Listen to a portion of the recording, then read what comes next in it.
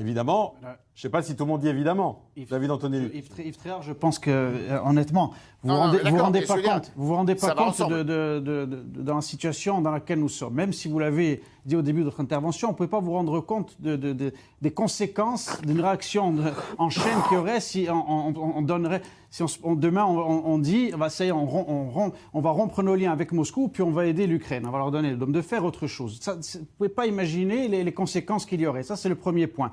Maintenant, après, vous tenez un langage un petit peu... Bon, et je pense qu'il faut avoir beaucoup de prudence. Quand vous parlez de dictature, il ne faut pas oublier que le régime de Zelensky est arrivé en 2014 aussi par un coup d'État. Ils ont évincé plus de 11 partis politiques pour arriver au pouvoir. Je pense qu'il faut être prudent quand on parle d'un sujet aussi complexe.